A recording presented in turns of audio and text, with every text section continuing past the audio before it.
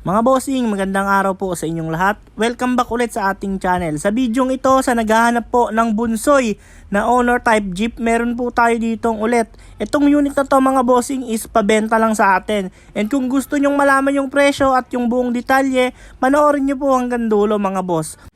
Ayan, ito po ay original na bunsoy mga boss. Pakita ko po sa inyo kung ano yung kanyang bumper. Sa bumper niya po, hindi na po siya original na yaring bunsoy. Modified na po siya. Ayan, naka-spoiler na. Sa mags niya naman po, 14 ang kanyang rim, 4 stud yung kanyang butas mga boss. 185 yung series ng gulong mga boss. Then ayan, naka-stabilizer. Leaf spring po yung ginamit dito na suspension at differential mga boss. Ayan po yung buong mukha niya. And dito naman tayo sa makina niya mga boss. Ito po is Mazda R2 diesel engine, 5-speed manual transmission mga boss. Ayan po yung engine bay niya. Sariwang sariwa po. Ayan yung radiator, kompleto po. Ayan, bagong pintura yung engine bay. Ayan po kung mapapansin ninyo. Talagang malinis na malinis. Pati po yung kanyang harness ng wiring. Talagang kompletong kompleto. Ayan yung feed pump, yung hydrovac, kompleto po.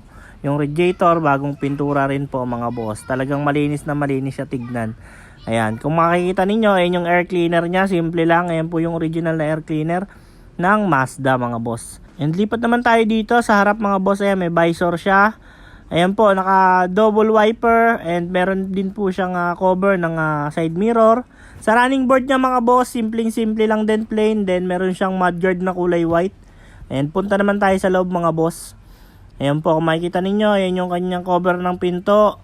And may mating na rin po na polka dots. Then ayan, yung kanyang upuan, leather seat na rin. Tapos naka-console box siya na stainless mga boss. Ayan po, kompleto yung gauge. Ayan, may stereo rin po. Then ayan, yung kanyang dashboard stainless na. Then yung kanyang ceiling, ayan, meron siyang kalahating ceiling, stainless na rin po yan. Ayan, may handle siya sa dashboard. Kompleto po yung accessories mga boss. Ito mga boss, pwede to panggala to mga boss. And ayan, meron storage box na ilalak po yan. Ayan, lagayan ng papel. Then ayan naman po yung trapal. Natutupi po. Then meron po siyang mga bitones. Removable din po yan mga boss. Then ito yung kasoy niya mga boss. O ayan o, kung makikita ninyo. Pogi. Then ayan naman. Ito yung side view mga boss. Ayan po. Kung makikita ninyo, figurahan nyo lang po. Napakaganda po nito mga bossing. Kung panggamit nyo, pwede nyo rin siyang katuwang sa negosyo. Ayan, naka-mudguard po yan, straight kulay white. Dito naman tayo sa loob. Yung loob nyo naman po, ayan, meron siyang speaker. Kabilaan po yan mga boss. And ayan yung mating sa loob. Ayan, stainless po lahat to, pati flooring. Ang kinagandaan dito mga boss, diesel engine na siya. Ayan, 3 or 4 po yung kasya dito sa likod. And then may space pa sa gitna. Ayan po yung pinakakapitan or yung hawakan kapag yung nakaupo na kayo. Ayan, nabubuksan yung likod. Ayan yung taillight. Kompleto to mga boss.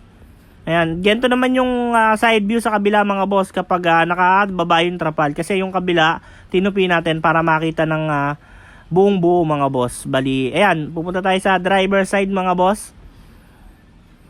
Ito po yung driver side nya. Kompleto rin po. Ayan yung reserva, nasa gilid ng manibela. Talagang parang jeep siya. Ayan po yung kanyang gauge.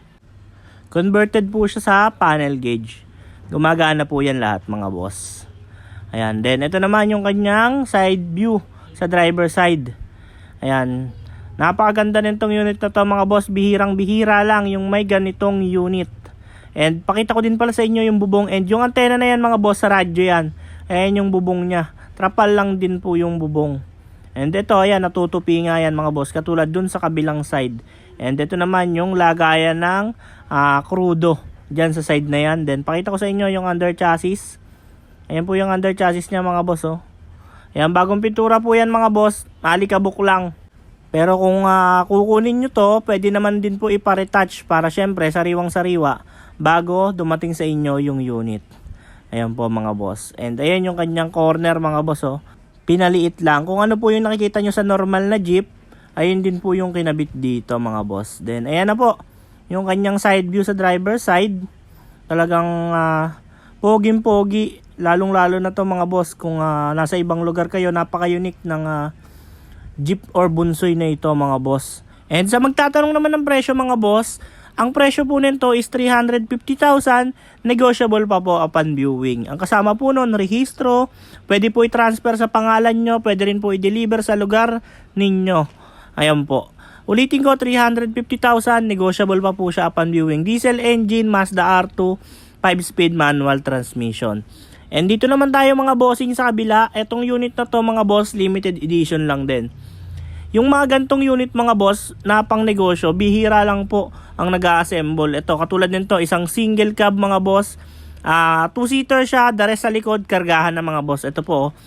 Kung kayo naman ay may isdaan or may babuyan, or pwede rin mga manok, mga bossing, pwede to sa inyo yung unit na to dahil pure stainless pati flooring. Unahin nating ipakita sa inyo yung kanyang likod mga boss. Bali, itong likod nito mga boss, nabubuksan siya. Checkered plate yung ginamit. Ayan po, kung gaano kataas yung bubong, ganun din po kataas yung barandilya. And common na common din to mga bossing kung meron kayong water station dahil sobrang daming galon or slim yung pwedeng ikarga dito sa kanyang kargahan mga boss. Bali, LED lights na po and meron po siyang reverse light. Ayun yung nag-iisang ilaw sa auto bumper. Then dito naman sa gulong mga boss, cargador tire. Ayan, 4 stud po yung kanyang mags. Ito po, papasilip ko sa inyo yung kanyang under chassis kung gaano kalinis mga boss. Bali, ayan po yung under chassis. Bagong repaint din po yan. Kung gusto nyo naman kuhanin or retouch or repaint bago kuhanin, pwede rin po yan mga bossing. Then, ito naman po yung kanyang ibabaw. Stainless na rin po yan. Tapos, meron pa po siyang carrier mga boss. Kung ano yung pwede nyong ikarga dyan, mga extra bagahin nyo mga boss, pwede dyan. Ayan, sa 2-seater, pang Honda, yung ginamit na 2-seater mga bossing. Tapos, ayan yung ceiling, naka-dashboard na stainless, kompleto po. Then, dito naman sa likod mga bossing, yung nakalagay dito, yung kanyang speaker, ayan po. Bali, may space pa po nakapiraso dito sa likod ng driver tsaka passenger seat. Ayan, pwede pa po kayo maglagay ng mga gamit dito. Ayan, ayan yung ceiling niya, napakaganda mga boss. Then, ito yung harap. Ayan, yung dashboard niya na stainless. Yung kanyang manibela, yung mga switch. Ayan po yung mga switch mga bossing. And yung mga switch na yan sa fog light, heater, tsaka yung sa fan. Ayan po yung mga switch na yon. Then, sa stereo naman mga boss. Ayan, kompleto. Touchscreen yung stereo.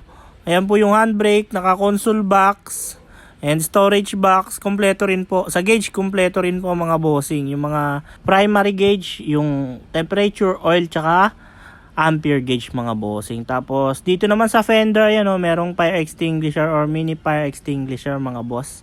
Ayan yung kanyang buong muka mga boss. Then, ito naman yung kanyang harap.